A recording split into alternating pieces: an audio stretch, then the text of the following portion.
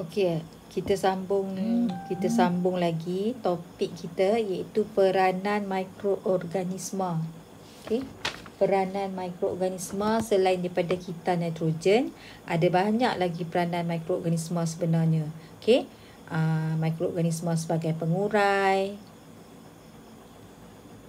mikroorganisma sebagai pengeluar, mikroorganisma sebagai parasit, sebagai simbion dan juga sebagai patogen dan juga vektor. Okey, semua dalam buku teks ni. Okey, kita tengok satu persatu. So, kita buat nota macam biasalah. Kita tengok peranan mikroorganisma sebagai pengeluar. Okey. Awak boleh refer buku teks muka surat 160. Okey. Sebagai pengeluar, okey. Kita highlight sini ya. Contoh yang dikatakan mikroorganisma sebagai pengeluar adalah, contohnya adalah phytoplankton. Ini contoh. Bukan phytoplankton semata-mata. Ada banyak lagi mikroorganisma lain sebagai pengeluar. Tapi ni salah satu contoh daripada yang banyak-banyak tu. Okey. Okay, phytoplankton. Phytoplankton habitatnya kat mana? Awak boleh tengok dalam buku teks. Habitatnya, tulis dekat sini habitat dia. Apakah contoh-contoh phytoplankton? Ada dalam buku teks. Baca dan tulis. Phytoplankton mempunyai klorofil. Okey. Itu statement. Ada klorofil. Dan peranan phytoplankton, dia punya peranan, dia fungsi dia ialah sebagai pengeluar dalam rantai makanan. Bila kata pengeluar ni, maksudnya setiap rantai makanan dia bermula daripada tumbuhan hijau. Kan? Ingat balik ya, rantai makanan. Rantai makanan mesti bermula daripada tumbuhan hijau. Tumbuhan hijau, contohnya tumbuhan hijau. Okey, silap. Tak ada garis. Tumbuhan hijau dimakan oleh siapa? Dimakan oleh siapa? Dan dimakan oleh siapa? So, inilah yang depan ni adalah pengeluar. Pengeluar ni biasanya refer kepada tumbuhan hijau. Okey? Okey, habis sebagai pengeluar. Seterusnya kita tengok mikroorganisma sebagai pengurai. Okey, pengurai juga dalam buku teks. Contohnya adalah kulat saprofit dan juga bakteria saprofit. Okey. Aktiviti pengurai, sini aktiviti kan. Okey, boleh tengok dekat sini aktiviti dia. Apa kerja dia? Okey, ambil yang ni. Menguraikan bahan organik kompleks seperti najis haiwan, bangkai haiwan dan pokok reput. Yang ni yang dikatakan organik kompleks ni. Bahan organik kompleks tu contohnya. 1, 2, 3. Kepada sebatian ringkas, contohnya seperti amonia. Dia akan uraikan benda-benda yang kompleks tadi ni kepada sebatian sangat ringkas. Last sekali amonia. Okey. Ni dia punya aktiviti dia ni. Tulislah dekat sini. Tulis dekat sini. Bagaimanakah cara dia buat kerja dia tu? Cara dia ada kat sini, cara dia. Cara dia. Okey, saya highlight warna lain pula. Cara dia akan merembeskan enzim pencernaan ke dalam bahan organik tadi, ke dalam bahan organik yang dah reput ni tadi. Dia akan rembeskan enzim pencernaan dia kat dalam benda reput tadi. Lepas tu, bila dah dicernakan, dia akan menyerap hasil pencernaan tersebut. Okey, dia keluarkan enzim dia kat dalam, katalah dia keluarkan enzim dia pada tunggul kayu, batang kayu. Okey. Kemudian enzim tadi akan mencernakan bahan-bahan organik dalam tunggul kayu ni tadi. And then last sekali dia akan serap hasil pencernaan tersebut. Okey. Apakah hasil-hasil pereputan tu?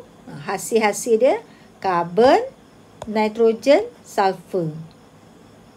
Benda ni lah yang dia akan serap ni tadi. Okey. Hasil proses pereputan adalah unsur-unsur seperti karbon, nitrogen dan sulfur. Dia akan serap benda tu. bahan-bahan ini kemudiannya akan diserap oleh tumbuhan. Okey? Ini sebagai pengurai. Seterusnya, kita tengok pula mikroorganisma sebagai parasit. Okey, sebagai parasit. Apa maksud parasit? Cari. Maksud parasit ni awak cari. Dalam buku teks parasit tu ada maksud dia.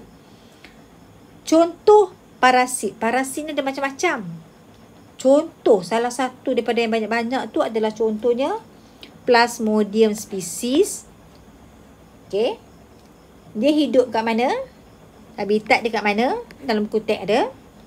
Dan dia akan menyebabkan penyakit apa? Dalam buku teks pun ada. Okey. Dan mikroorganisma sebagai simbion. Apa maksud simbion? Okey, cari maksud simbion. Simbion ni dia kata organisma yang mempunyai hubungan sangat rapat dengan organisma yang lain. Okay? Dan organisma yang ditumpang tu namanya perumah. Dan dia sangat rapat. Ada dua jenis simbion. Jenis dia ektosimbion dengan endosimbion. Endosimbion. Ada contoh dia dalam buku teks Salim. Okay. Seterusnya, mikroorganisma sebagai patogen. Apa maksud patogen? Ada dalam buku teks, patogen.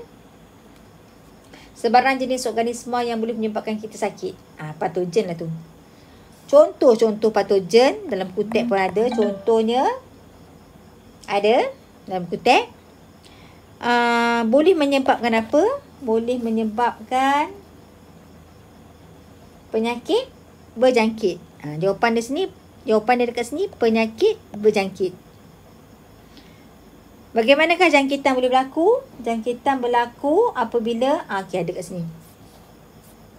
Jangkitan boleh berlaku apabila jangkitan berlaku apabila patogen seperti virus, bakteri atau mikroba masuk ke dalam badan serta mula membagi dan membiak. Itu jawapan dia. Okey. Seterusnya, okey, ada tadi kan? Last kali, mikroorganisma sebagai vektor. Vektor, apa maksud vektor?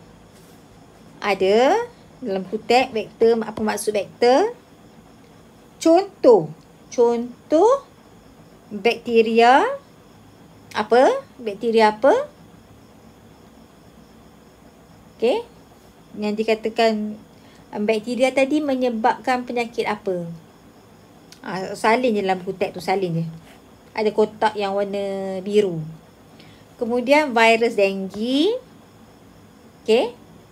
Dipindahkan kepada manusia melalui gigitan nyamuk Aedes aegypti. Salin saja daripada buku teks.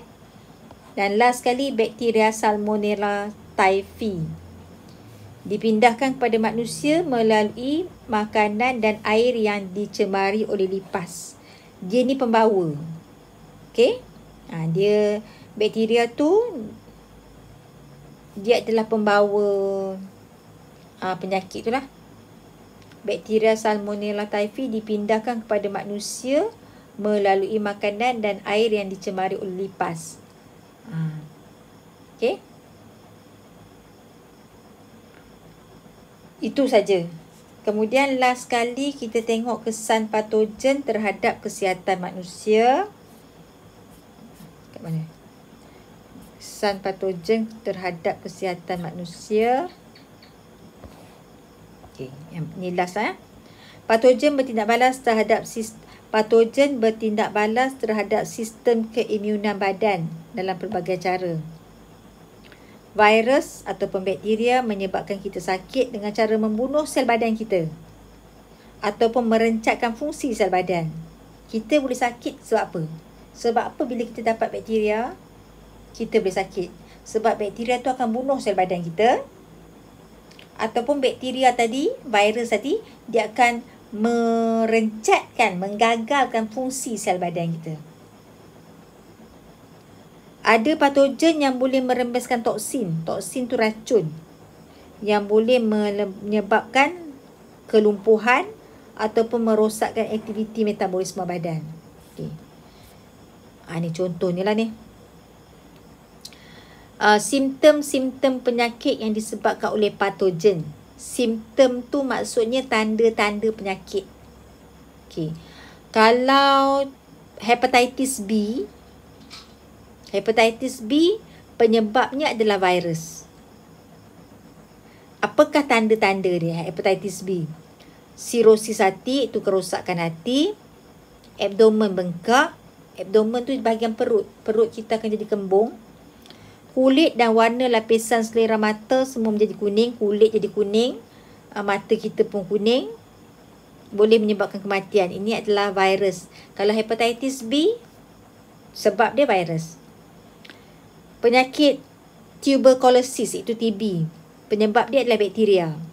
Simptom dia, hilang berat badan, batuk berdarah, sesak nafas. Dysentery. Dysentery tu apa dia? Penyakit apa? Sakit perut lah. Penyebab dia protozoa. Sakit perut, cirit-birit, muntah. Yang tu penyakit dysentery. Lagi satu penyakit panau. Penyebab dia adalah kulat, iaitu tumpuk-tumpuk putih atau pemerah jambu pada kulit. So untuk jadual, saya nak awak salin jadual 8.4. Salin sebagai nota. Okey? Jadinya kita dah habislah tajuk 8 ni. Nanti lepas ni kita bincangkan soalan pula. Okey, sekian, terima kasih.